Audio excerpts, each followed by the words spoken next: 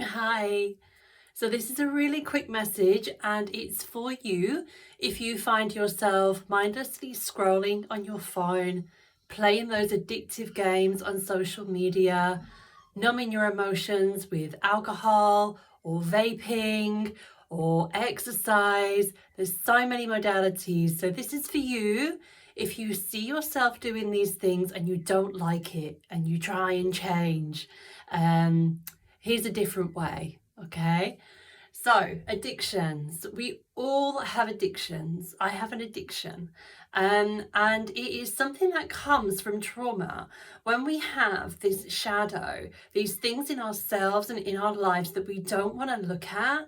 For example, we're not getting on with our partner. We don't like our job. We feel afraid. We feel guilt.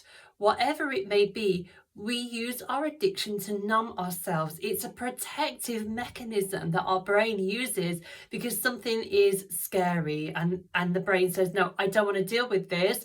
And then before you even know it, you've picked up your phone, you're on Candy Crush Saga or whatever it is, and you're numbing yourself, okay? So I'm going to give you some examples of addictions. I've written some down. So your phone, you've got games, checking your messages, checking your social media, watching TV. We can do these things, but when it's an addiction and when it's not an addiction. It's a compulsion that you find yourself doing and you think, why am I on my phone again? Or why have I sat watching crap TV for 4 hours, Seeking validation and compliments from other people. So you're trying to feel better about yourself through other people, and when you feel bad about yourself. Cigarettes, vapes, weed, alcohol, any sort of drugs, be it over the counter or otherwise, those sorts of substances, sex, food, exercise. Anyone that's done a fast will tell you, like a juice fast or a water fast, that a lot of us use food to numb our emotions. We eat when we're not hungry to numb ourselves. And also emotions. We can worry, we can be addicted to worry, anxiety, anger, fear, guilt. We can actually be addicted to those things. And what they do, they go on loop and they stop us addressing the root issue. It keeps us in loop. It keeps us busy because we don't want to go back to the trauma. A Ram Dass, amazing Ram Dass. I've listened to hours of his talks. He was incredible. And he said, don't necessarily look at the addiction. Eventually on the path, all addictions fall away. Now, if you're in recovery, if you're in AA or anything like that, that doesn't apply to you because you have had a very destructive addiction and you're getting back on the wagon, okay? But generally, we're always going to have an addiction. So when we drop one, something else will take its place because the root cause isn't gone. So what can we do? We use a crutch to numb ourselves so we don't face the trauma. We don't face the elephant in the room, if you like, within our psyche.